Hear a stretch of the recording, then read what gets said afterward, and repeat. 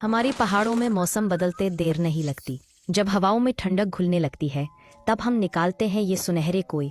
शहरों के लिए ये सिर्फ रेशम है, पर हमारे लिए ये सर्दी से बचने का सबसे पुराना तरीका है। गांव के काम मशीनों की रफ्तार से नहीं, कुदरत के हिसाब से चलते हैं। इन्हें पोटली में बांधकर चूल्हे की धीमी आंच पर घंटों उबालना पड़ता है। ये वो सब्र है जो आजकल कम ही देखने को मिलता है। इसमें थोड़ी राख या सोडा डालते हैं ताकि रेशम का कड़पन निकल जाए। पानी खौलता रहता है और ये कोय धीरे धीरे अपनी जिद छोड़कर नरम होने लगते हैं। जब इनका रंग बदल जाए और खुशबू सौंधी आने लगे तब समझो ये तैयार है। अब इस गर्म पानी को निकालकर इन्हें नहलाने का वक्त है। पहाड़ी पानी इतना ठंडा होता है कि उंगलियां सुन्न पड़ जाएं, पर कारीगरी रुकती नहीं। इनकी ऊपरी परत हटाकर ही वो साफ और चमकदार रेशा हाथ आता है। ये काम नाजुक हाथों का है।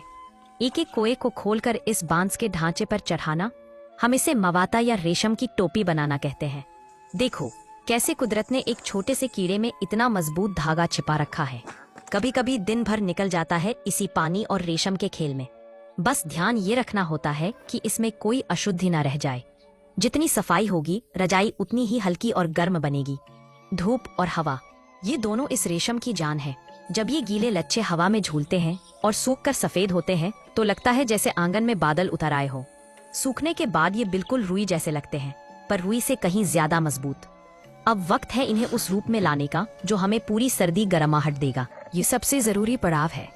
इसे बड़े फ्रेम पर चढ़ाकर, खींचकर और फिर काटकर एक बड़ी चादर जैसा बनाया जाता है। इसे काटना भी एक कला है ताकि इसका आकार न बिगड़े। रेशम तो तैयार है, अब बारी है उसके घर की।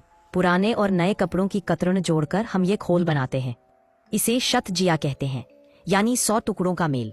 ये सिर्फ कपड़ा नहीं, यादों का पिटारा है। दादी कहती थी कि मशीन से सिलाई तो हो जाती है, पर सुई धागे से जब हाथ चलते हैं तो सिलने वाले का प्यार भी हर टांके में पिरोया जाता है।